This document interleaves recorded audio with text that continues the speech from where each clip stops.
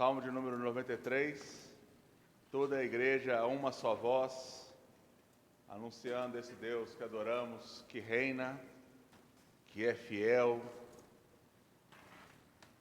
Deus que é de eternidade em eternidade, só Ele tem a eternidade em si mesmo, Ele tem a vida.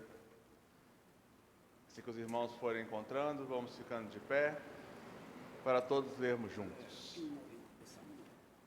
Assim diz a inerrante palavra de nosso Deus. Reina o Senhor, revestiu-se de majestade, de poder se revestiu o Senhor e se cingiu. Firmou o mundo que não vacila. Desde a antiguidade está firme o teu trono, tu és desde a eternidade. Levantam os rios, ó Senhor, levantam os rios o seu bramido, levantam os rios o seu fragor. Mas o Senhor nas alturas é mais poderoso do que o bramido das grandes águas, do que os poderosos vagalhões do mar. Fidelíssimos são os teus testemunhos, a tua casa convém a santidade, Senhor, para todos sempre. Declararemos e adoremos a este Deus que é santo, esse Deus que reina, esse Deus que é eterno, esse Deus que é fiel, esse Deus que nos salva, que nos ama e que nos adota em sua família. Oremos com o presbítero Libânio agora, uma oração de adoração ao nosso Deus maravilhoso. Oremos.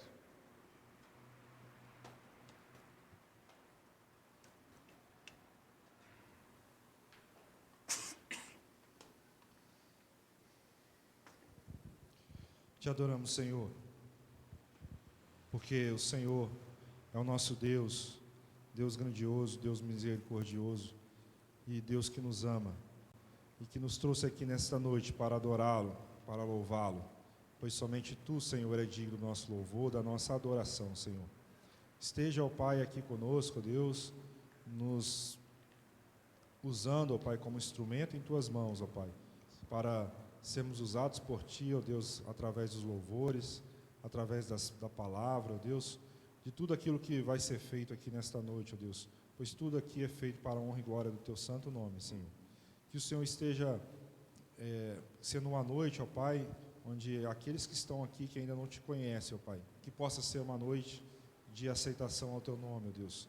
E use, ó Deus, o Teu servo, ó Pai, pastor Sidney, ó Deus, que venha trazer a palavra, ó Deus, de acordo com a Tua vontade, ó Deus, e que venha encontrar abrigo em nossos corações, Senhor. Perdoa, Pai, os nossos pecados. Em nome de Jesus. Amém. Amém. Cantaremos ainda ao nosso Deus, em adoração a Ele, o hino Contemplação.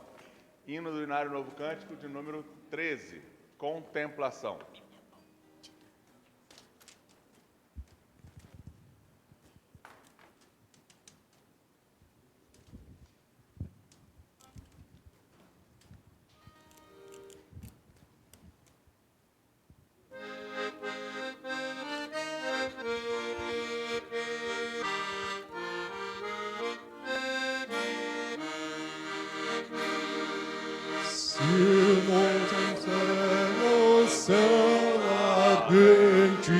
Quando visto em seu fulgor, quem contemplará aquele que do sol é criado? Patriarcas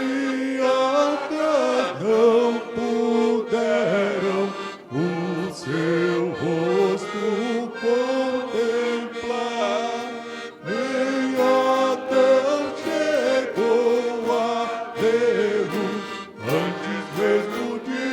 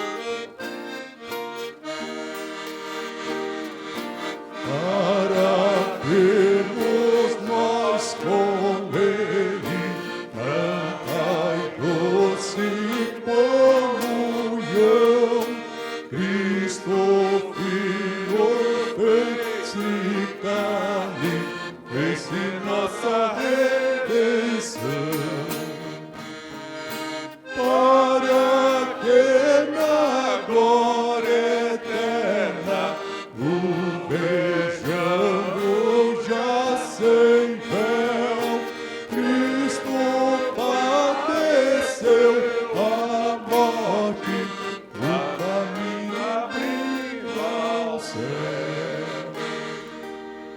Amados do Senhor, pode se assentar. Cristo abriu o caminho ao céu.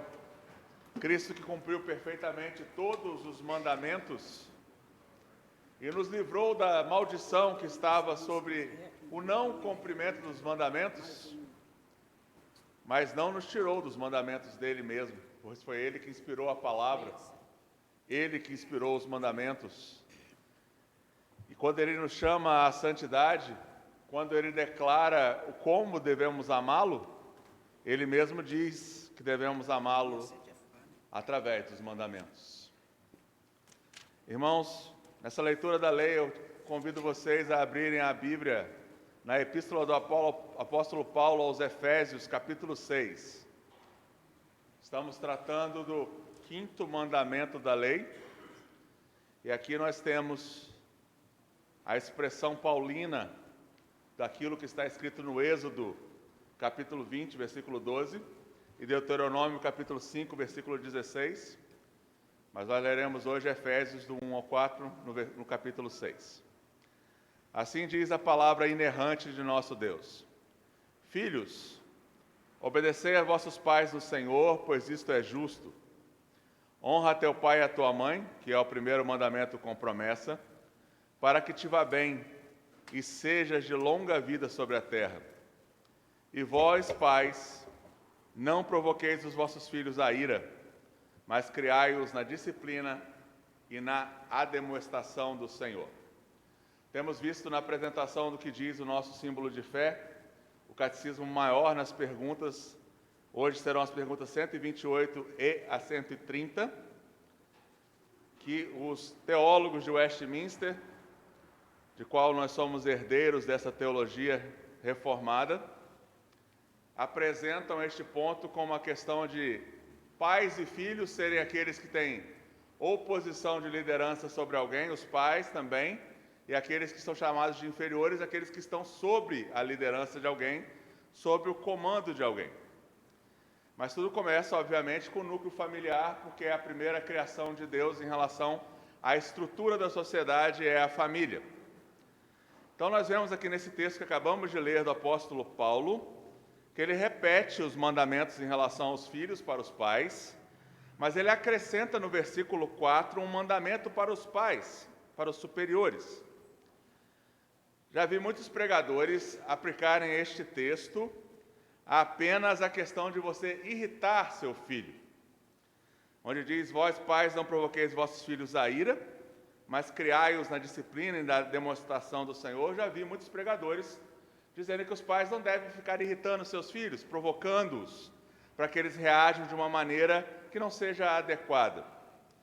Mas creio, pela análise do texto no grego, que isso aqui diz muito mais do que apenas provocá-los e irritá-los. Aqui, provocar os filhos à ira é colocá-los à disposição de pecar.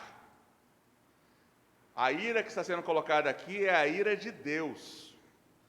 Portanto, é uma instrução aos pais que é adicionada logo depois, que não provocar os filhos à ira é criá-los na disciplina e na admoestação do Senhor.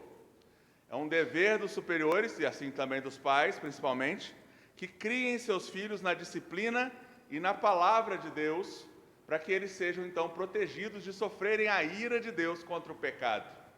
É mais profundo o texto do que simplesmente irritar seu filho. Portanto, nós vemos aqui, pergunta 128, quais são os pecados dos filhos, dos inferiores, contra os seus superiores e seus pais? Observe os pecados que são listados, irmãos. Os pecados dos inferiores contra os seus superiores são toda a negligência dos deveres exigidos para com eles, a inveja, o desprezo, a rebelião contra a pessoa e a posição deles, em seus conselhos, mandamentos e correções que sejam legítimos, a maldição, a zombaria e todo comportamento rebelde e escandaloso que venha a ser uma vergonha e desonra para eles e para o seu governo. Então, o ensino da Escritura em relação a isso é que, se alguém tem uma posição de liderança sobre nós, foi o próprio Deus que o colocou lá. Como o próprio Senhor Jesus respondeu para Pôncio Pilatos, você não teria autoridade nenhuma sobre mim se do céu não fosse dada. Então, é uma exigência para o cristão que mesmo que você despreze assim a filosofia de trabalho daquele governante, por exemplo, um governante que seja tirano, você deve, quando ele for legítimo, aceitar sua correção. Quando ele exige alguma coisa que está no direito de um soberano pedir, por exemplo, um rei, como fala no Antigo Testamento, e não vai contrário à palavra de Deus, você deve trabalhar sem ser negligente. Você não deve invejar aqueles que têm uma posição acima de você. Você nunca deve ser rebelde. E muito menos zombar de quem está numa posição de liderança. Nós aprendemos no nosso tempo a sermos zombadores dos homens. A palavra não ensina a fazer isso nem com o pior dos líderes. Mas também temos a pergunta 130, que fala quais são os pecados dos superiores. Os pecados, então, dos superiores são, além da negligência dos seus deveres, ou seja, não cumprir com aquilo que lhe é exigido pela posição que tem, a ambição desordenada, a busca desordenada da própria glória, porque só a Deus a glória deve ser dada, a busca desordenada do repouso, porque como ele é líder, ele pode colocar o trabalho nas costas dos outros e repousar enquanto outros trabalham, a busca do proveito próprio ou apenas a busca desordenada do seu prazer, mandar aqueles que estão abaixo deles a fazerem coisas ilícitas. Isso demonstra que esse superior está negligenciando a sua posição que foi dada por Deus. Ou exigir alguma coisa que está fora do poder daquele que está debaixo de sua autoridade. Você não pode delegar a alguém aquilo que ele não tem poder para fazer. Aconselhar, afirmar ou favorecê-los daquilo que é mal, ou seja, provocar o filho à ira, é exatamente isso que está escrito aqui. Dissuadi-los, desanimá-los ou reprová-los daquilo que é bom, também leva os filhos a serem provocados pela ira, a sofrer a ira de Deus, quando você o desanima a servir ao Senhor, a buscar a palavra, a buscar em oração. Corrigi-los indevidamente, porque a correção deve ser dada no tempo certo e da maneira certa e na quantidade certa. Expô-los descuidadosamente ao dano, à tentação e ao perigo. Provocá-los à ira, ou de qualquer modo desonrarem-se a si mesmos, ou diminuir a sua autoridade por um comportamento injusto, indiscreto, rigoroso ou negligente. Então, todos que têm uma posição de liderança aqui, seja em seus lares, seja na igreja, seja no trabalho, entendam, irmãos, que em cada esfera que nós atuamos como cristãos, nós precisamos manter a autoridade que nos foi dada por Deus, através de ter um comportamento justo, discreto, que seja compassivo, não rigoroso, e que também não seja negligente. Isso tudo Deus exige de nós para que cumpramos e vivamos o 5º mandamento. Como sempre digo, em todas as vezes que lemos essas perguntas e a aplicação da lei, todos nós, de alguma maneira, já falhamos ou falharemos ou estamos falhando com relação a esses deveres. Por isso precisamos pedir perdão a Deus e buscar forças na palavra e no Espírito para não os cometê-los. Eu peço então hoje ao presbítero Rafael que faça essa oração de confissão de pecado, confissão da quebra do 5º mandamento e agradecimento ao nosso Deus pelo perdão que só Ele nos dá em Cristo Jesus. Oremos com o nosso irmão.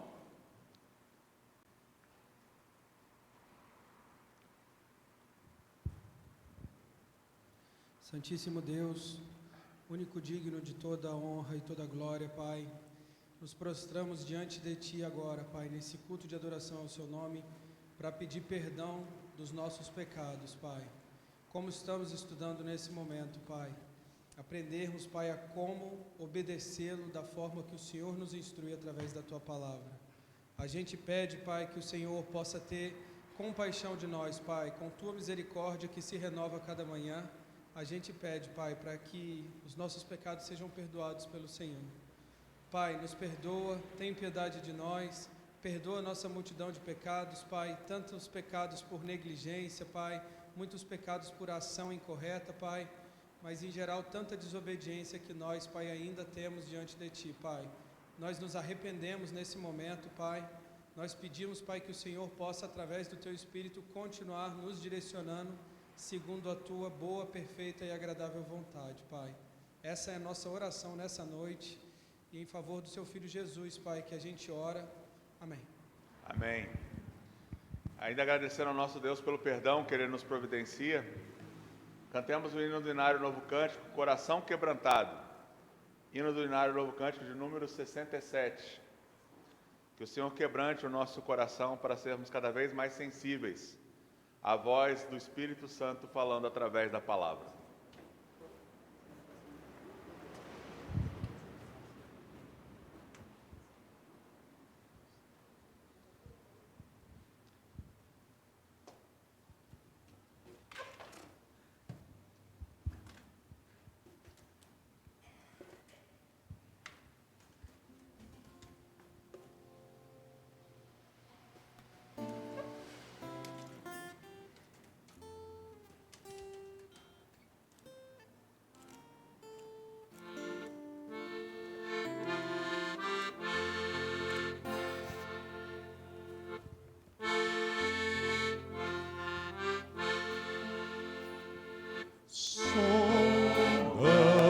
Meu Deus, pois vês meu coração, prova a parte, é Senhor oração de todo mal, liberta-me, Senhor.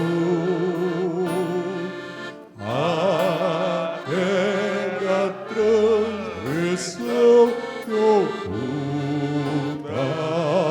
for, vem me lavar dos vis pecados meus, conforme prometeste meu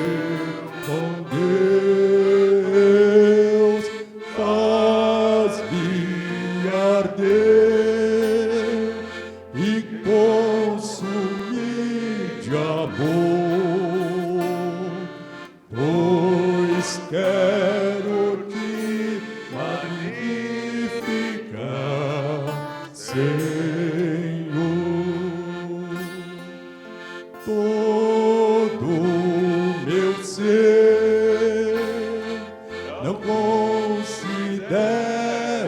meu, quero gastá-lo no serviço teu, minhas paixões tu podes dominar, pois tu, Senhor, vieste em mim morar.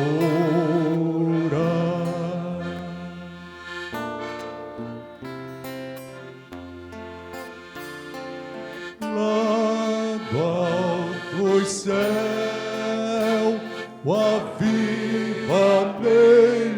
vem, e que comecem em seguindo a lei, o teu poder,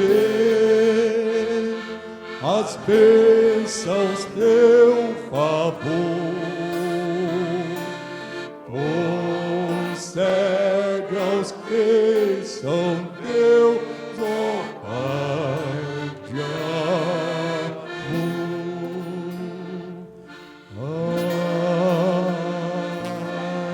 Amém.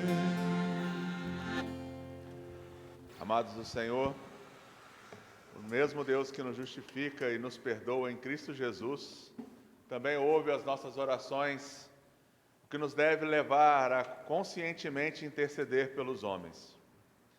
Portanto, agora teremos um momento de uma oração de intercessão, e eu peço ao presbítero Alexandre que faça essa oração de intercessão ao nosso Deus, lembrando também dos nossos trabalhos aqui da igreja, o treinamento de evangelização, que espero que possa acontecer no dia 25/6, e outros trabalhos. Oremos com o nosso irmão.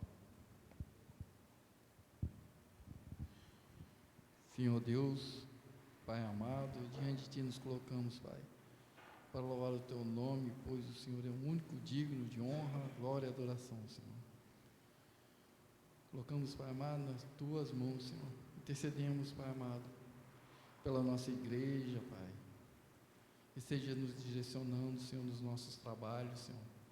Só possa estar na frente, Pai, nos dando sabedoria, Senhor, para conduzir a Tua igreja, Pai amado, para a edificação do Teu nome, Senhor. Ó, Senhor, nos intercedemos pelas famílias, Pai. Só possa estar fortalecendo, Senhor, os pais, os filhos, as mães, Pai amado. Pois sabemos, Pai amado, que a família é criação de Ti, Jesus. E com elas, Pai, nossa igreja será forte, Senhor. E nosso país também será forte, Pai. Em nome de Jesus que intercedemos e pedimos a Ti, Senhor. Tenha misericórdia do Teu povo, Senhor. Em nome de Cristo, que oramos com perdão dos nossos pecados. Amém. Amém. Amados, louvando nosso Deus em ações de graças, nós confessamos aquilo que cremos. Temos trabalhado o artigo de número 10 da nossa confissão de fé, que trata da vocação eficaz. Vocação eficaz, ou chamado eficaz, é a doutrina que nos ensina que nós fomos chamados por Deus. Foi Deus que nos buscou, assim como pela manhã eu preguei sobre o chamado de Abrão. Foi Deus que foi até Abrão e se apresentou a ele como o único e verdadeiro Deus e o chamou para dele fazer um povo. Fez uma aliança com ele, do qual nós também somos parte. A nossa confissão de fé, no capítulo 10, no seu segundo artigo, fala sobre a vocação eficaz. Essa vocação eficaz provém unicamente da livre e especial graça de Deus, e não de qualquer coisa prevista no homem. Nessa vocação, o homem é inteiramente passivo, até que, vivificado e renovado pelo Espírito Santo, fica habilitado a corresponder a ela e a receber a graça nela oferecida e comunicada. Todos nós que cremos e confessamos Jesus como Senhor e Salvador, ouvimos a pregação da palavra de Deus, o seu chamado externo, e o Espírito Santo nos chamou internamente, de maneira eficaz, como aqui é dito. Essa é uma ação da graça de Deus, exclusiva dele, conforme o próprio Jonas declara dentro do ventre do grande peixe: ao nosso Deus pertence a salvação. É o que nós conhecemos em teologia como salvação monérgica.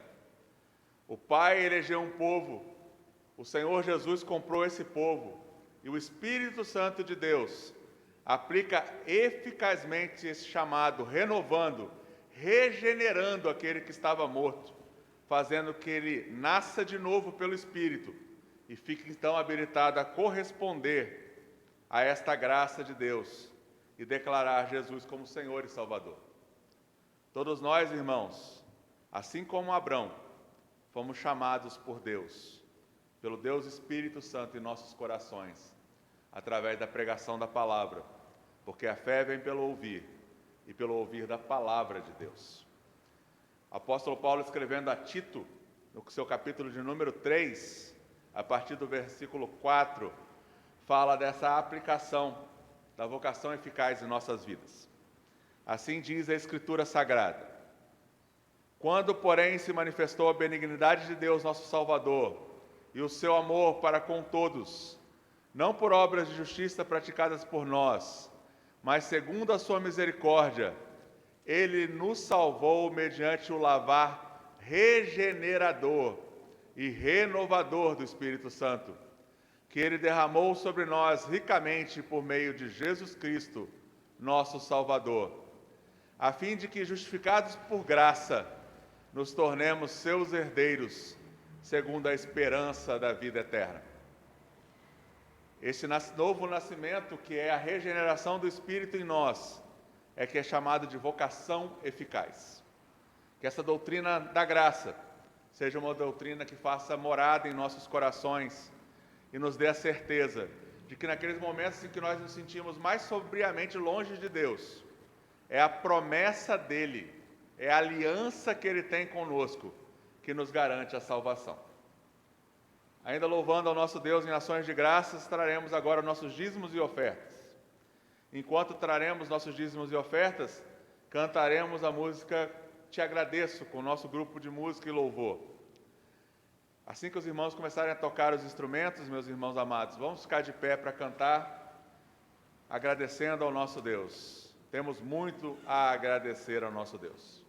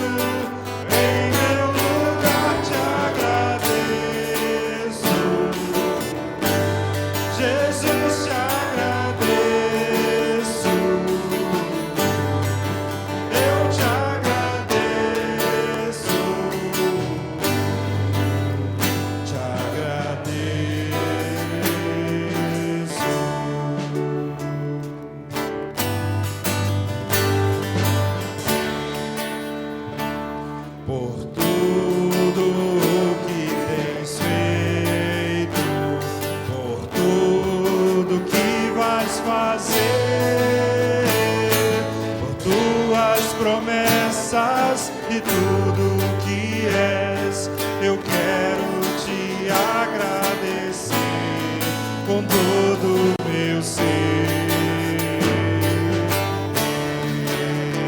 Te agradeço, meu Senhor.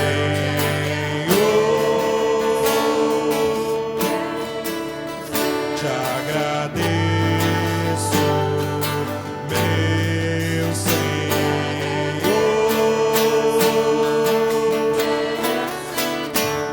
Agradeço por me libertar e salvar, por ter morrido em meu lugar. Te agradeço,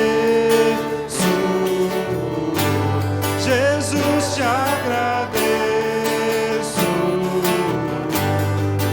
eu te agradeço, te agradeço. Te agradeço por me libertar e salvar, por ter morrido em meu lugar. Te agradeço, Jesus, te agradeço, eu te agradeço.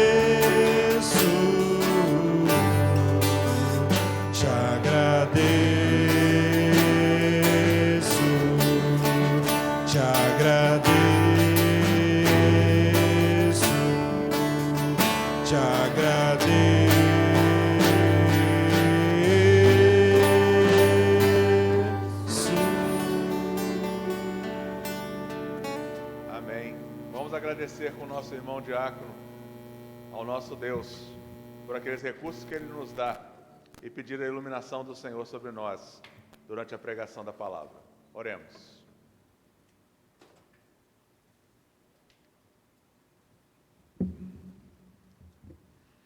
Ó Deus bendito, nós te adoramos, te bendizemos, te agradecemos por todas as bênçãos derramadas sobre as nossas vidas, principalmente por estarmos aqui nessa noite, porque o Senhor assim nos permitiu, Pai. Muito obrigado, Senhor, pelos recursos que o Senhor trouxe, que o Senhor colocou as condições para que nós pudéssemos trazer aqui, ó Pai. Obrigado, ó Deus, por essa noite, pela sua provisão. Que o Senhor abençoe a tua palavra, através do teu Santo Espírito, ó Deus, fale aos nossos corações e ilumine o pregador da noite também. Nós te adoramos, te bendizemos, te agradecemos por tudo em Cristo Jesus. Amém. Amém. Amados, agora cantaremos 3 louvores em preparação ao sermão. Aqueles que se sentirem melhor sentados, podem se sentar, não se sintam envergonhados por causa disso. Vamos cantar para o Senhor com alegria.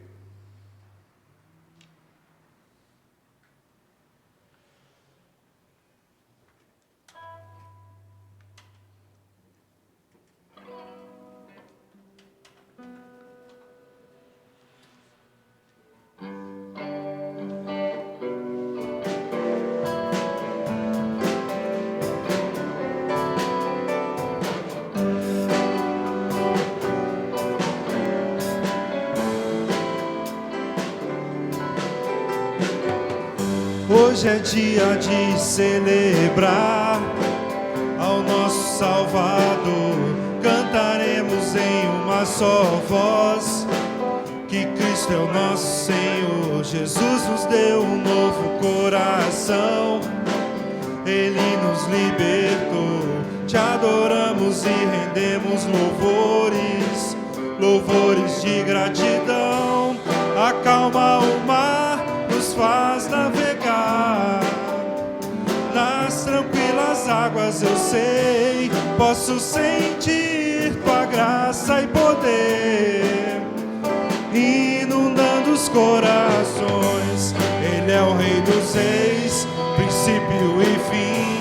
Ele é o Verbo vivo que habitou entre nós, cheio de poder, de graça e amor. Seremos para sempre gratos a ti, Senhor. Ele é o Rei dos Reis, princípio e fim. Ele é o Verbo vivo que habitou entre nós, cheio de poder, de graça e amor. Seremos para sempre gratos a ti, Senhor.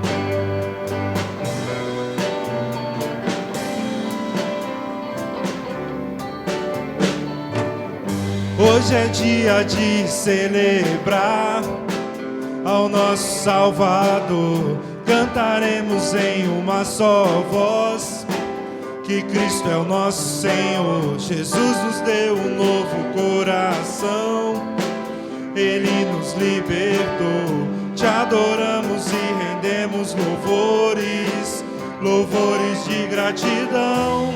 Acalma o mar, nos faz navegar nas tranquilas águas. Eu sei, posso sentir tua graça e poder inundando os corações. Ele é o Rei dos Reis, princípio e fim. Ele é o Verbo vivo que habitou entre nós, cheio de poder, de graça e amor. Seremos para sempre gratos a ti, Senhor. Ele é o Rei dos Reis, princípio e fim.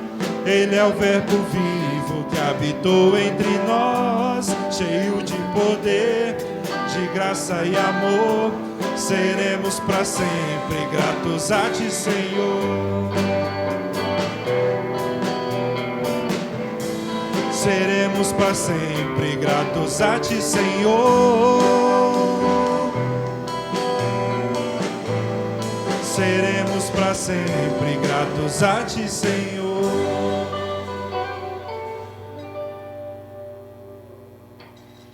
Louvemos ao Senhor.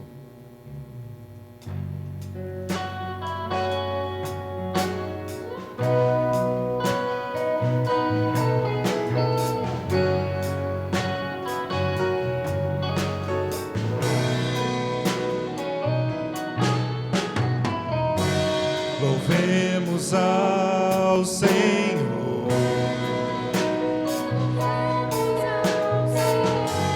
Louvemos ao Senhor. Adoremos o teu santo monte, nosso amado Pai, teu nome é santo. Louvemos ao Senhor.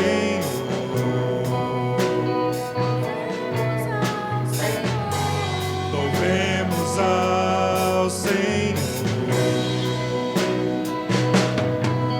Adoremos o teu santo monte, nosso amado Pai, teu nome é santo. Louvemos ao Senhor, pois seu nome é santo, pois seu nome é santo.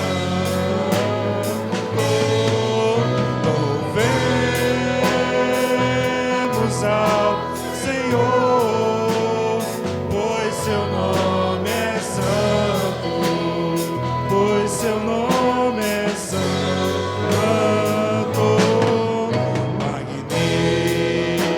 Magnifiquemos ao Senhor,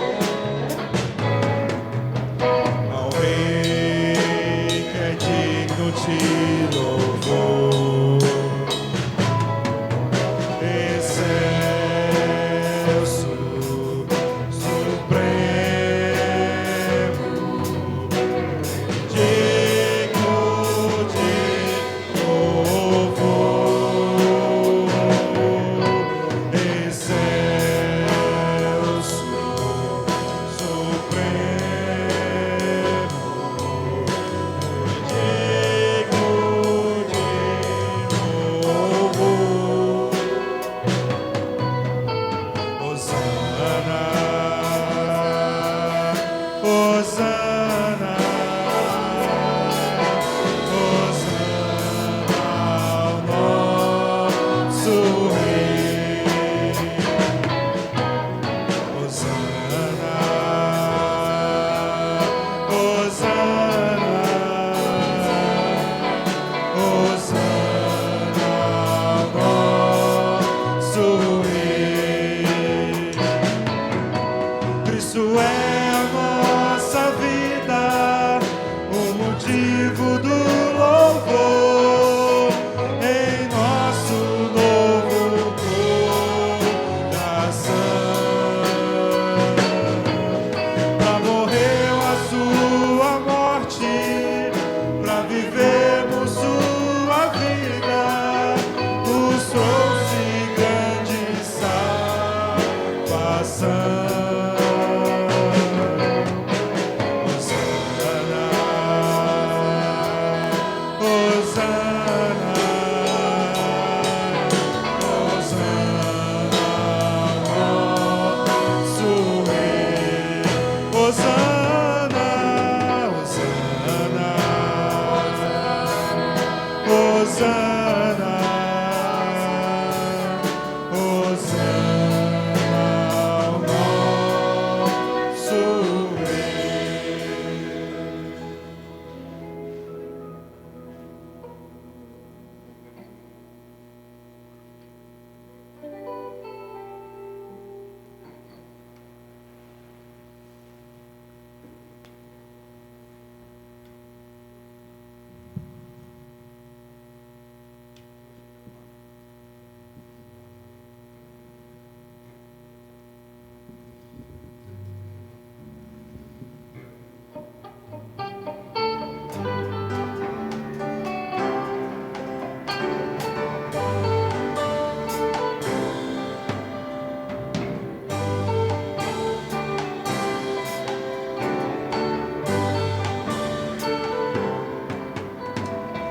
Jesus Cristo é o motivo da minha canção.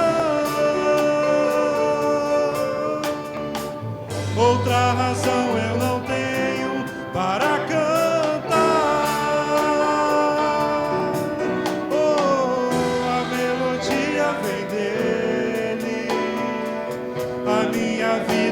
está em Deus. Jesus Cristo é o motivo da minha canção.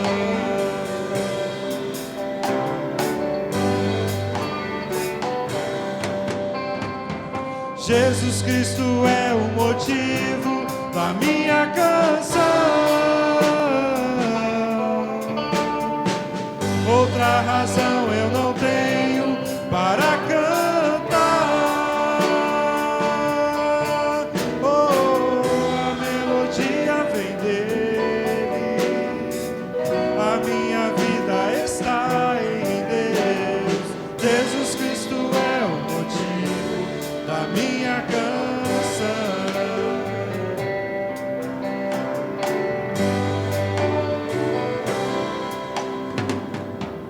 Muitas razões para viver, muitas razões para morrer, muitas razões para dar amor.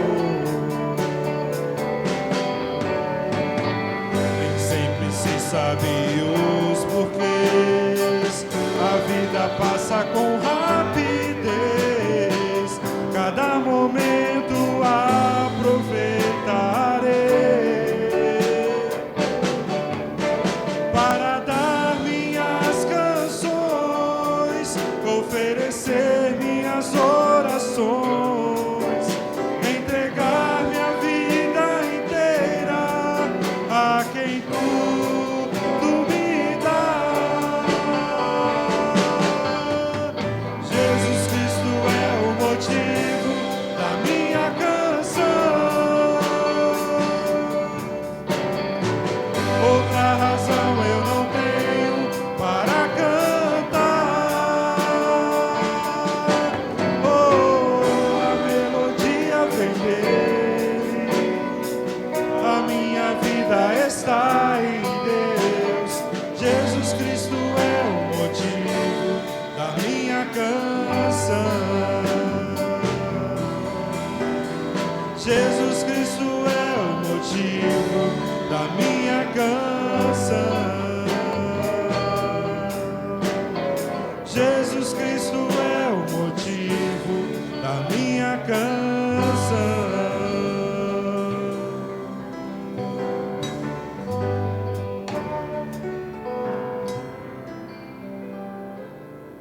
Amém.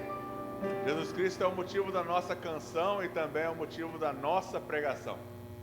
Convido os irmãos a que abram as suas Bíblias no Evangelho de nosso Senhor e Salvador Jesus Cristo, segundo o apóstolo João, no capítulo de número 1, onde será lido do versículo 35 ao 51.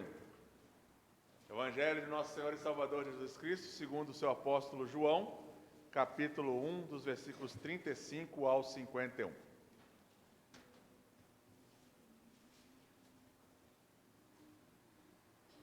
É só um pouco de paciência para quem já ficou em pé durante os louvores. Para como é prática da Igreja Reformada, nós ficamos de pé durante a pregação do Evangelho de nosso Senhor Jesus Cristo. Assim diz a inerrante palavra de nosso Deus. No dia seguinte, estava João outra vez na companhia de 2 dos seus discípulos. E vendo Jesus passar, disse: Eis o Cordeiro de Deus. Os 2 discípulos, ouvindo-o dizer isto, seguiram Jesus. E Jesus, voltando-se, vendo que o seguiam, disse-lhes: Que buscais? Disseram-lhe: Rabi, que quer dizer mestre, onde assistes? Respondeu-lhes: Vinde e vede. Foram, pois, e viram onde Jesus estava morando, e ficaram com ele aquele dia, sendo mais ou menos a hora 10ª. Era André, o irmão de Simão Pedro, um dos 2 que tinham ouvido o testemunho de João e seguido Jesus.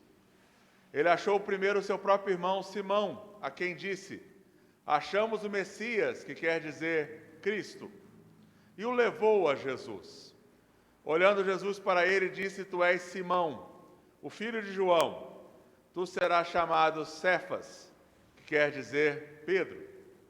No dia imediato, resolveu Jesus partir para a Galiléia e encontrou a Filipe, a quem disse: Segue-me. Ora, Filipe era de Betsaida, cidade de André e de Pedro. Filipe encontrou a Natanael e disse-lhe: achamos aquele de quem Moisés escreveu na lei e a quem se referiram os profetas, Jesus o Nazareno, filho de José. Perguntou-lhe Natanael: de Nazaré pode sair alguma coisa boa? Respondeu-lhe Filipe: vem e vê. Jesus viu Natanael aproximar-se e disse a seu respeito: eis um verdadeiro israelita em quem não há dolo. Perguntou-lhe Natanael: de onde me conheces?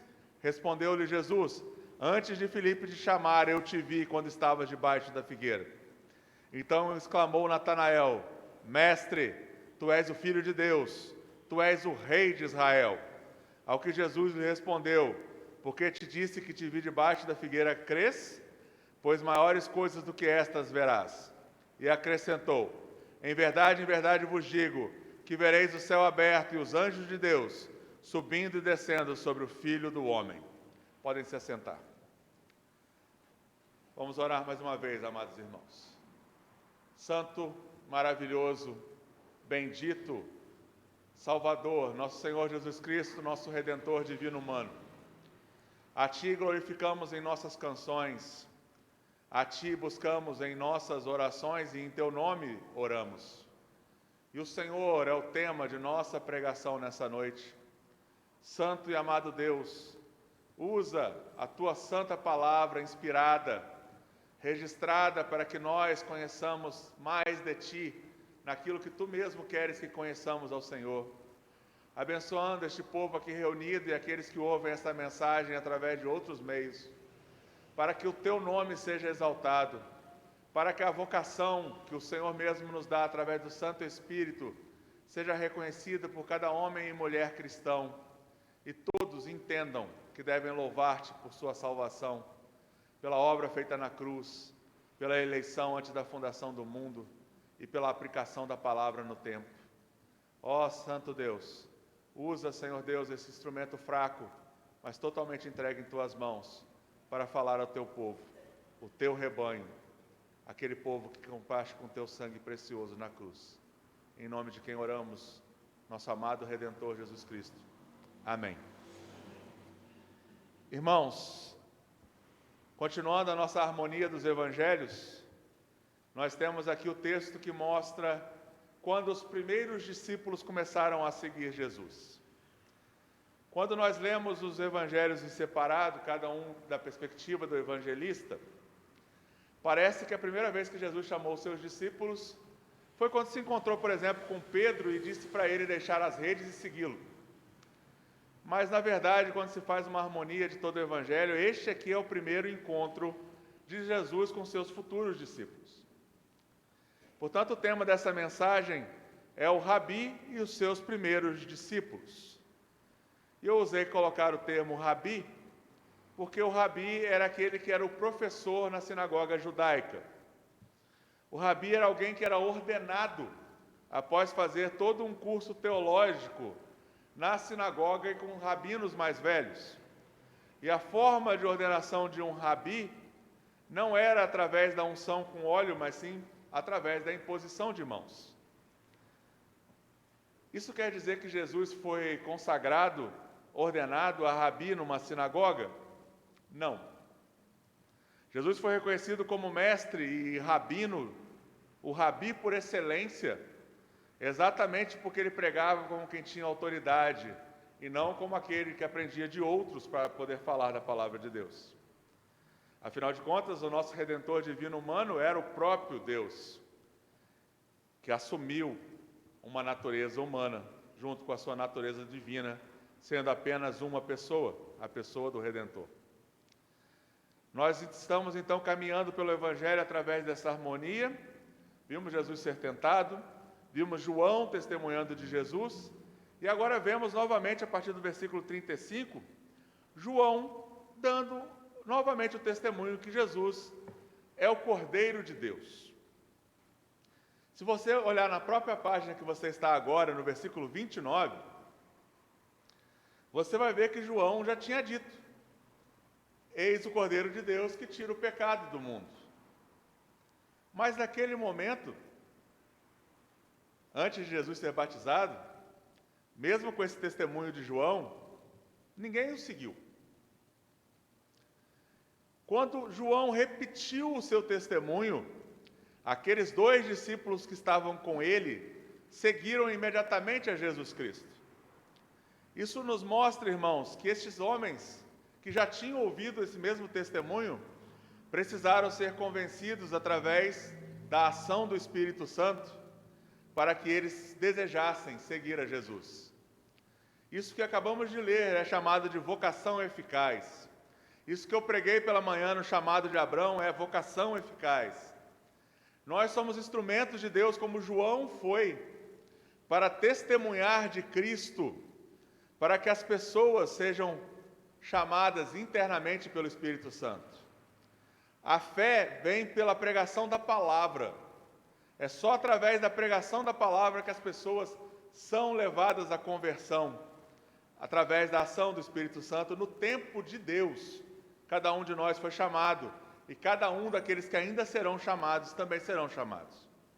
Portanto, eu mostro a vocês aqui nesse texto que João pregou 2 vezes que Jesus era o Cordeiro de Deus, pelo menos, antes que um dos seus discípulos, no caso aqui 2, deixassem João e passassem a seguir Jesus. Isso é um ensino para nós, que devemos testemunhar Jesus Cristo como seus embaixadores. Não pense que você precisa pregar apenas uma vez. Talvez Deus só vai usar a 2ª, ou a 3ª, ou mais vezes, para que uma pessoa seja alcançada. Mas você vai ter o privilégio, como João, de conduzir essa pessoa a Jesus ao insistir na pregação. Nós sabemos da história, irmãos, que quando João acaba sendo morto, alguns dos discípulos dele continuaram discípulos de João, não se tornaram discípulos de Jesus. Somente aqueles que recebem o chamado eficaz são aqueles que, de fato, seguem a Jesus. E esses 2 aqui seguiram. O versículo 37 nos diz que os 2 discípulos, ouvindo João testemunhando que Jesus era o Cordeiro de Deus, eles seguiram Jesus.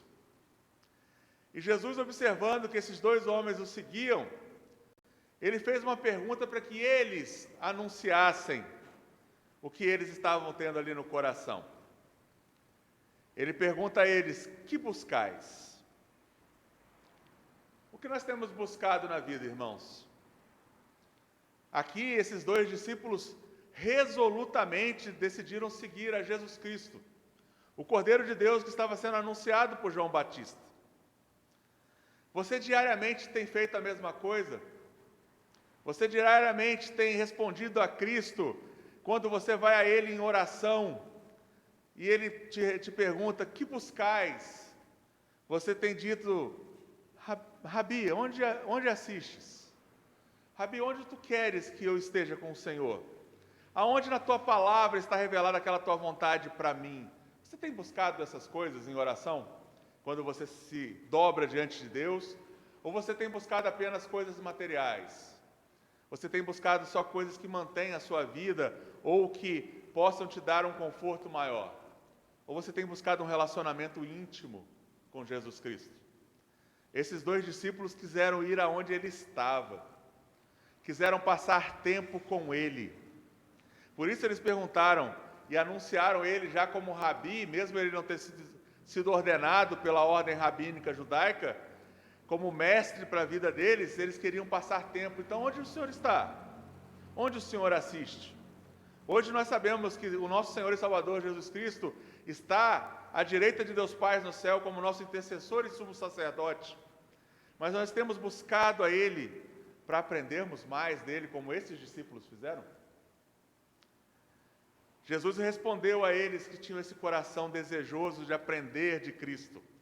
Ele respondeu a eles: vinde e vede. Essa mesma resposta Cristo ainda continua dando a nós nesses dias. Você quer conhecer mais de Cristo? Ele está dizendo: venha ver quem Ele é. Se você ainda não crê em Jesus Cristo como seu Senhor e Salvador, essa talvez seja a sua oportunidade de ouvir mais uma vez o Evangelho e se entregar a Ele, porque Ele está dizendo: venha e veja. Cristo não nos dá apenas uma ideia teórica do que seja a fé e a comunhão com Ele. Ele nos chama para vir e ver. E esses 2 discípulos foram. Eles foram e viram onde Jesus estava morando. E eles ficaram com ele aquele dia, como diz o texto sagrado no versículo 39, sendo mais ou menos a hora 10ª. A hora 10ª aqui é provavelmente 4 horas da tarde, porque o dia judaico começava às 6 da manhã. Esses homens foram lá estar com Cristo, dormiram com Ele, acordaram com Ele. Eles queriam saber mais de Jesus. Portanto, eles passaram esse tempo com Jesus. Nós sabemos que um deles era André. Aqui está dito no versículo 40, era André, o irmão de Simão Pedro, um dos dois que tinham ouvido o testemunho de João e seguido Jesus. Mais uma vez, João usa em sua apresentação do Evangelho se esconder. Ele não diz quem é o segundo discípulo. Como em todo o Evangelho, ele não se chama de João. Ele se chama de discípulo amado e outras coisas desse tipo. Nós observamos, ao ler o Evangelho de João, que é ele que tem mais citações de João Batista de maneira plena e verbal. Exatamente porque ele era um dos discípulos de João Batista. Então, provavelmente, o segundo discípulo aqui era o próprio autor do Evangelho. Mas ele se concentra nos seus amigos, André e Simão Pedro, que eram pescadores, assim como ele e seu irmão Tiago. Ele conhecia essa história de perto, ele conviveu com esse seu irmão discípulo, e aqui tem um outro ensino para nós. Nós, como discípulos de Jesus, que devemos buscá-lo e ver o que ele faz, devemos também buscar e anunciar aos nossos parentes mais próximos o Evangelho de Cristo. É isso que André faz. Ele ouviu o testemunho de João Batista, que era o seu mestre. Agora ele testemunha do seu novo mestre e Senhor, Jesus Cristo, a seu irmão Simão Pedro. Nós conhecemos já, de ler do Evangelho, o quanto Pedro era uma pessoa, muitas vezes, difícil. Exatamente por seu jeito intempestivo e tudo mais. Mas André não se refutou a falar de Jesus para Simão. Ele foi e deu o seu testemunho. Primeiro o testemunho de João, depois o testemunho do próprio Cristo, do tempo que ele passou com Cristo. Para que nós possamos ser capazes de anunciar o Evangelho como André foi para o seu irmão Simão Pedro, nós precisamos buscar em Cristo o conhecê-lo, o passar tempo com Jesus. Nós precisamos, como André fez, gastar horas na presença de Cristo, para ter o que falar de Cristo para outros. E é o que ele fez. O primeiro que ele achou para falar de Jesus foi o seu próprio irmão Simão, a quem ele disse: achamos o Messias. Poucas vezes nos evangelhos vocês vão ver o termo Messias sendo utilizado. Você vai ver o grego sendo utilizado, Cristo. Tanto que Jesus Cristo não é o nome do nosso Salvador. É uma aplicação direta do seu título como Messias. Mas aqui, João fez questão de gravar o termo Messias. Qual era o propósito de João ao fazer isso? Mostrar que o entendimento que eles tinham até agora de Cristo era do Messias que eles esperavam naquele primeiro século. Era o Messias que, depois da queda dos Macabeus, dos Asmodeus, que eram os reis sacerdotes de Israel, e o domínio de Roma, eles esperavam um libertador político. E mesmo ali naquele momento, eles esperavam que Jesus Cristo, mesmo João tendo dito que ele era o Cordeiro de Deus que tira o pecado do mundo, eles esperavam em Jesus Cristo um Messias rei, um Messias que governaria, tirando os romanos de cima deles. Então, o que foi anunciado a eles aqui, que ele anunciou ao seu irmão, que eles tinham achado o Messias prometido. Aquele que restauraria a dinastia davídica no poder. Afinal de contas, Jesus Cristo é descendente de Davi. Mas mesmo assim, ele traz então uma mensagem de esperança a Simão. E não só traz a mensagem, como diz no versículo 42, ele o leva a Jesus.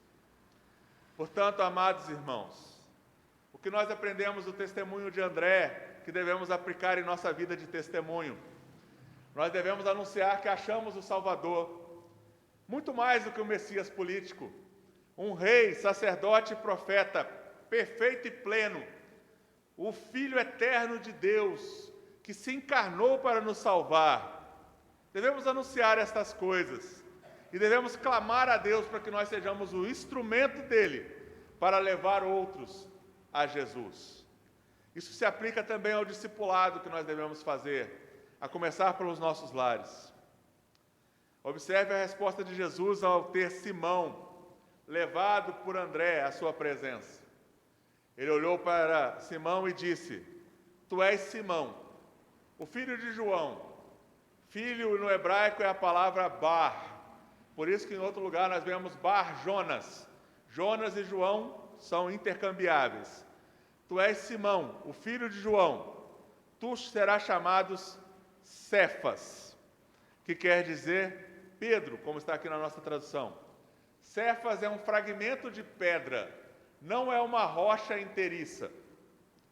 Cefas nunca poderia ser a base da igreja de Cristo, como dizem por aí. Cefas é apenas uma pedrinha, um dos fragmentos que o Senhor usaria para liderar a sua igreja, para ter a expansão do Evangelho no futuro. Era necessário que o nome dele fosse mudado, para que ele se reconhecesse como uma pedrinha nas mãos daquele que o lançaria como apóstolo. Lembra-se da pregação da manhã, quem esteve aqui pela manhã? Abrão demorou 24 anos para ter o seu nome mudado, de Abrão para Abraão. Pedro teve seu nome mudado no primeiro encontro. Portanto, Deus, em Cristo Jesus, nosso Senhor, Ele chama os seus e faz com eles, na hora que Ele quer, aquilo que Ele quer, colocando cada um de nós ao seu serviço e para o seu testemunho, da maneira que Ele quer. Observe que a história encerra por enquanto aqui. Pedro recebeu um nome que ele levaria para sempre como apóstolo, mas ele não seguiu Jesus aqui imediatamente. Ele não lançou as redes fora aqui imediatamente. No dia imediato, é nos dito no versículo 46, que o Senhor Jesus resolveu partir para a Galileia. André e Simão moravam em outra cidade. Jesus resolveu partir então para a Galileia e no seu caminho ele encontrou a Filipe, a quem disse: segue-me. Observe como Filipe não teve o testemunho de João. Observe como ninguém levou Jesus até Filipe. O próprio Cristo chamou Filipe para que ele o seguisse. Filipe era da mesma cidade de André e de Pedro, Betsaida, e ele chamou a Filipe para segui-lo. E Filipe fez isso imediatamente. Como eu e você podemos chamar alguém para seguir Jesus imediatamente, como o próprio Cristo pode fazer? Não podemos. Quem faz isso é o próprio Deus. Cristo é Deus. E Ele faz isso através do chamado do Espírito, através da pregação do Evangelho ou através da leitura da palavra. Se queremos ser testemunhas como o próprio Cristo foi para Filipe, presenteie a seus familiares e amigos com a palavra de Deus, pois muitos daqueles que hoje são seguidores de Jesus foram convencidos e convertidos pelo Espírito Santo ao ler a palavra, inclusive o vosso irmão que aqui vos fala. Foi a palavra que me levou a Cristo e me levou à conversão, através da ação do Espírito. Não foi o testemunho de ninguém. Ninguém pode dizer que foi Ele que salvou a minha alma. Foi somente o Senhor.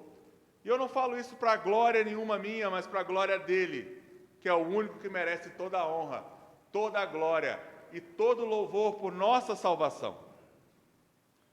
Mas Filipe, que foi chamado diretamente pelo Senhor, imediatamente se tornou uma testemunha de Jesus. Observe o versículo 45. Filipe encontrou a Natanael e disse: achamos aquele de quem Moisés escreveu na lei e a quem se referiram os profetas. Observe a argumentação de Filipe. Os 2 primeiros discípulos ouviram a pregação de João e seguiram a Jesus. Simão ouviu o testemunho de seu irmão e Jesus o comissionou como apóstolo. Filipe foi chamado pelo próprio Cristo através do testemunho do Deus vivo, o Redentor divino humano. Já Filipe testemunhou para Natanael usando a palavra. Ele testemunhou claramente a Natanael dizendo: tudo que está escrito nos 5 livros da lei de Moisés e tudo que está escrito em nossos profetas, que seria uma das divisões possíveis que se fazem para a Bíblia hebraica, o Antigo Testamento. Tudo que está se referido neles se cumpre na pessoa de Jesus Cristo, o filho de José, o Nazareno. Nós devemos nos encher de argumentos, irmãos, como fez Filipe para Natanael. Nós precisamos conhecer a palavra de Deus para testemunhar aos homens que nós cremos em Jesus Cristo, porque a Bíblia diz quem Ele é, e Ele cumpre perfeitamente o que ela diz. Não há ninguém mais que cumpriu todas as profecias como Cristo, o prometido de Deus, cumpriu. E nós devemos ser capazes de testemunhar aos homens desta maneira, como Filipe fez. Mas observe que Natanael se colocou como um cético. No versículo 46 é dito: perguntou-lhe Natanael: de Nazaré pode sair alguma coisa boa? E aí nós temos que entender por que Natanael falou isso sobre Nazaré. Se você olhar no início do capítulo 2, você vai ver lá citando as bodas em Caná da Galileia. Natanael era de Caná. Caná era uma cidade maior do que Nazaré. E, portanto, os moradores daquela região desconsideravam os moradores de Nazaré. Essa semana nós tivemos uma reunião de oração na casa do nosso irmão Mário, na segunda-feira, e ele começou a querer tecer alguns comentários sobre aqueles que moram no 9 de abril, já que o Alexandre é de lá, só que ele não sabia que eu também fui criado lá. E ele começou a querer fazer exatamente esse mesmo tipo de argumento. Do 9 de abril pode sair alguma coisa boa? Assim também, Natanael está falando sobre Nazaré. No mesmo sentido que tem essa disputa entre Volta Redonda e Barra Mansa, é a mesma ideia entre Caná e Nazaré. E aqui Natanael fala isso. Pode ter alguma coisa boa de lá? Como muitas pessoas também vão nos falar quando nós testemunharmos através da palavra: mas esse livro aí que você acredita de fato é verdade? Você acredita mesmo nessas coisas que estão escritas aí? E qual é a resposta que Filipe deu para o cético? Ele debateu com Natanael? Não. Ele disse a mesma coisa que Cristo disse aos discípulos que estavam buscando ele lá depois do testemunho de João: vem e vê. Não precisamos ter uma argumentação muito elaborada cientificamente, apesar de sermos capazes de compreender muitas dessas coisas, para testemunhar para aqueles que têm doutorados e tudo mais. Nós precisamos ter vida com Cristo, ao ponto de dizer: vem e vê. Vem ver como o povo de Deus é diferente exatamente pela ação do Cristo vivo que está na Escritura. E porque nós somos suas testemunhas e cremos nele. Porque se você vier e ver, e você for um dos eleitos, você será salvo. Nós não precisamos perder o nosso tempo, irmãos, com debates infindáveis na internet, com pessoas que são ateias. Se elas forem de Cristo, elas serão salvas. No caso de Natanael, não é esse o ponto. Ele não era um ateu. Pelo contrário, observe o versículo 47, o que Jesus diz para Natanael. Jesus, que é o nosso Redentor divino, humano, e na sua característica de natureza divina, é onisciente. Ele, quando se aproximou de Natanael, ele comunicou a sua pessoa, da sua onisciência, Quem era Natanael? A nossa tradução traz, eis um verdadeiro israelita, mas se olharmos para o grego, poderíamos dizer, eis um verdadeiro filho de Israel, em quem não há dolo. Todos aqui devem lembrar quem é Israel. É o novo nome que Jacó recebeu de Deus. Enquanto ele era Jacó, ele era um enganador. Ele passou a perna em seu pai, ele passou a perna em Esaú, ele passou a perna até em seu tio, que também tinha feito com ele e contra ele muitas coisas. Mas no momento em que ele lutou com Deus e buscou a Deus, ele recebeu um novo nome e foi chamado de Israel. Quando Cristo está falando com Natanael aqui, ele está dizendo, eis um verdadeiro filho de Israel, não filho de Jacó. Ele não é o filho do engano. Ele é alguém que anda nos passos do patriarca Israel, aquele que passou a andar plenamente com Deus. Nele não havia dolo. Natanael foi reconhecido por Jesus como um verdadeiro seguidor da religião judaica apresentado a Deus, revelada na Escritura. Alguém que tinha esperança do verdadeiro Messias chegar. Foi assim que Jesus falou para Natanael. E Natanael, surpreso, disse, de onde me conheces? E mais uma vez o Cristo, o Messias, testemunhou a Filipe quem ele era, o Filho de Deus, quando ele disse a Natanael, antes de Filipe te chamar, eu te vi quando estavas debaixo da figueira. Não sabemos o que ele estava fazendo debaixo da figueira, mas provavelmente ele estava buscando ao Senhor, para ser reconhecido diretamente por próprio Natanael, ao se exclamar, Mestre, Rabi, tu és o Filho de Deus, tu és o Rei de Israel. Logo cedo aqui, Natanael já se sentiu totalmente impulsionado pelo testemunho de Jesus, em reconhecer a grandeza daquele que estava à frente dele. O Rabi perfeito, o verdadeiro mestre ensinador, o Filho de Deus, o Rei de Israel. Ele reconhece Cristo como o Messias, aquilo que Filipe tinha testemunhado, aquilo que Filipe tinha dito, o que cumpre tudo que está escrito na lei de Moisés e está referido em todos os profetas. Ele precisou do testemunho do próprio Cristo, de seu poder e glória. Portanto, irmãos, quando testemunharmos o Evangelho como Filipe fez para Natanael, não percamos tempo com discussões inúteis. Coloquemos essas pessoas para eles virem e ver o que o Cristo verdadeiro, o Senhor e Salvador Jesus Cristo, tem a anunciar. Se eles forem de Deus, eles mesmos abrirão suas bocas para glorificá-lo como Mestre, Filho de Deus e Rei do verdadeiro Israel. O verdadeiro Israel não é o rei Israel étnico. O verdadeiro Israel contém parte do Israel étnico que crê. O verdadeiro Israel somos nós, o povo de Deus, chamado pelo próprio Espírito Santo. Por fim, nós vemos aqui o nosso Senhor e Salvador Jesus Cristo nesse texto sagrado, dizendo, porque te disse que te vi debaixo da figueira crês? Pois maiores coisas do que estas verás.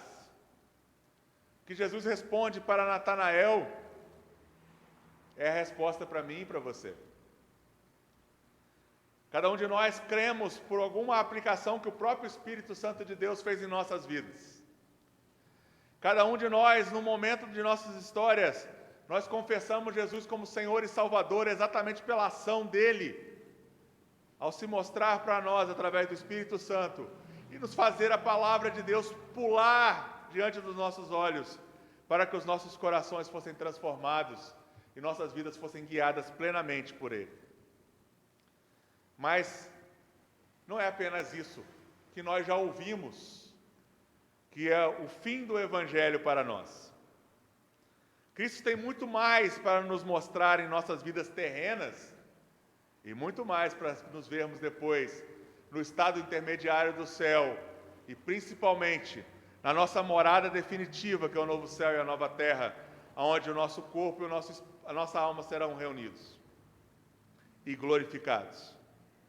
Observe o versículo 51 e a aplicação que o próprio Cristo faz da palavra.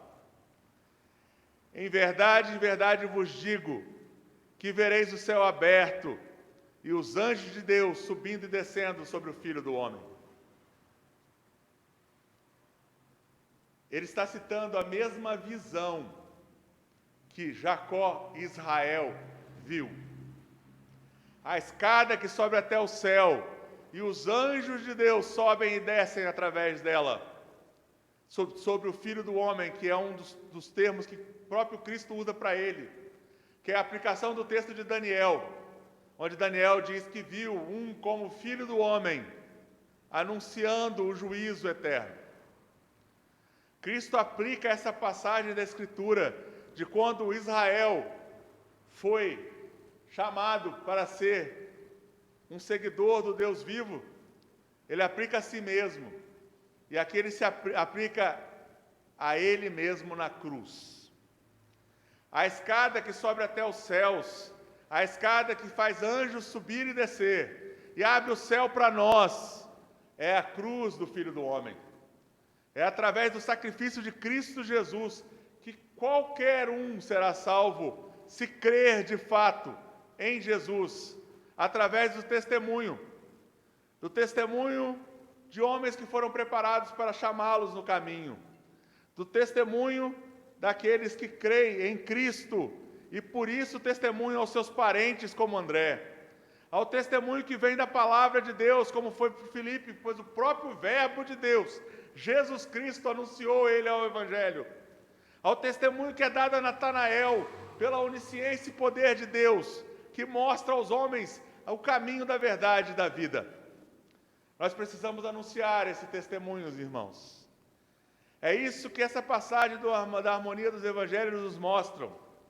O Rabi e seus primeiros discípulos apresentam a nós, seus discípulos, nos anos de 2022, como devemos continuar testemunhando Jesus para o nosso tempo, até que Ele venha. Que Deus nos inspire, que nos dê capacidade e que nos dê pessoas para que possamos testemunhar do seu nome, usando as características que cada um de nós aqui tem. João Batista tinha uma característica, André outra, Simão outra, Filipe outra, Natanael outra, porque a multiforme graça de Deus é apresentada de maneiras multiformes, sendo apenas uma, o nosso Senhor e Redentor Jesus Cristo. Por isso, queridos irmãos, aplique-se num relacionamento profundo com Cristo. Pense no que você tem buscado.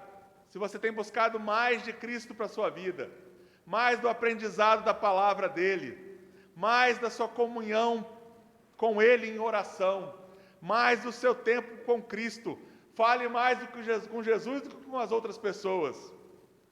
E depois, quando você estiver ainda na presença dEle, porque Ele nunca abandona os seus servos, como Ele mesmo disse, testemunhe o Evangelho para que outros possam crer. Sejam instrumentos de Deus para a salvação, pois foi para isso que Ele nos chamou, para sermos bênção. Como Abraão, que ele disse, se tu uma bênção, é a mesma coisa para nós. Deus espera que nós sejamos uma bênção nesse mundo. Deus nos abençoe.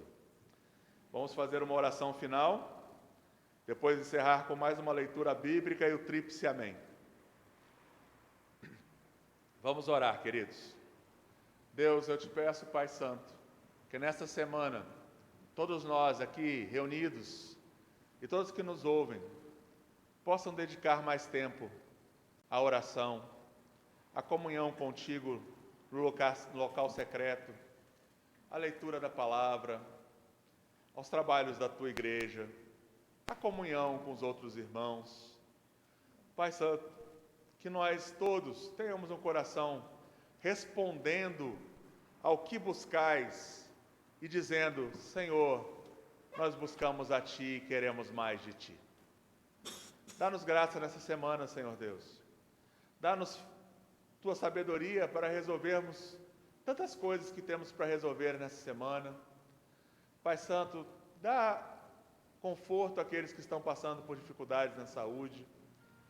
Cura, Senhor Deus, aqueles que estão com gripe e outras coisas que têm se apresentado nesse tempo.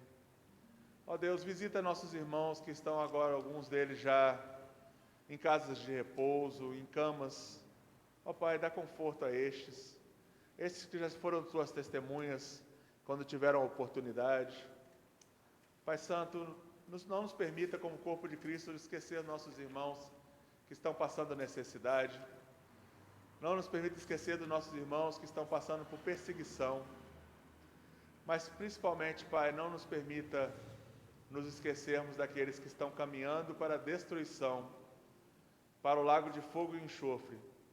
E antes que eles vão, que nós testemunhemos o Teu Evangelho para que, se eles forem seus, eles creiam.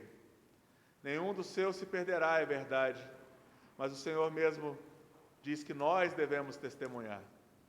Que nós possamos aprender com o Spurgeon. Se algum homem ou mulher precisa ir para o inferno, que seja com nossos braços agarrados em seus joelhos, tentando resgatá-los dessa perdição eterna. Usa esse povo, Senhor Deus, que é seu rebanho, para que cada um aqui, com suas características, seja testemunha do Teu nome, aonde o Senhor mesmo já os enviou. Abençoa cada um e suas famílias, em nome de Jesus. Amém. Amados, vamos ler Números capítulo 6, do versículos 22 e 26. Quem for encontrando, vamos ficar de pé. Esse texto é a bênção araônica, e nós vamos ler o texto sagrado e depois responder as 3 frases que tem aqui com o tríplice amém. Assim diz a palavra do Senhor, vamos ler todos juntos? Disse o Senhor a Moisés: fala a Arão e a seus filhos, dizendo: assim abençoareis os filhos de Israel e dir-lhes: o Senhor te abençoe e te guarde. O Senhor faça resplandecer o rosto sobre ti e tenha misericórdia de ti. O Senhor levante sobre ti o rosto e te dê a paz.